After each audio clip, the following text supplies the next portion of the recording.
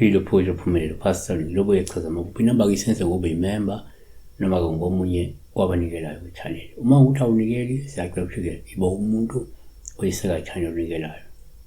Uyangifonela kwinamba from 9 kuya 5 on WhatsApp.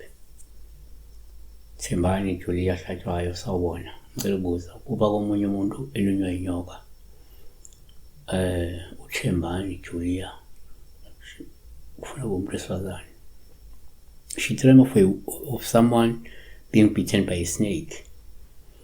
Nakusingakusho 1 ngokujwayelekile uma kwenzeka uphupha umuntu kuwuphawula uma elunywa inyoka ngoba lokusho kungenzeka lo muntu uzovukelwa isitha simhlasele sizama ukumkhaphela ngenxa yephutha lakhe noma ngenxa yenzondo.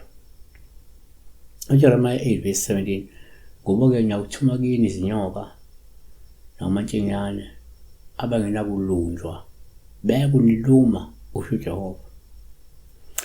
Number 2 kwesinye isikhathi uma uphupha umuntu kuwuphawula uma elunywa inyoka kungasho ukuthi kungenzeka lo muntu ubhekene nesitha esiyingozi esimgadla ngemithi emibi ngoba asimfiseli ukuphila.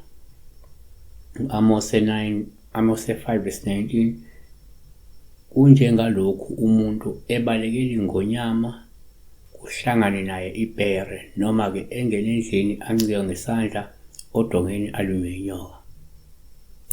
3 kuyenzeka ukuthi uphupha umuntu ubuphawula uma elunywa inyoka longasho ukuthi kungenzeka lo muntu uzosukela aphinde acasule umuntu oyingozi ozomlimaza ngenxa yokuhluthuka kwenhliziyo noma ngenxa yenzondo noma ngenxa yamaqhubu. Umshumayeli 10:8 omba umgodi uyakuwela kuwo nodiliza ugange uyakulunywa inyoka. Number 4 ngokwesintu uma ngenzeka uphuphe umuntu uwuphawula uma elunywa inyoka onasho kungenzeka lo muntu uzoculula isidalwa sicasuke simshaye kanzima ngenxa yobudedengu neziphambeko zakhe.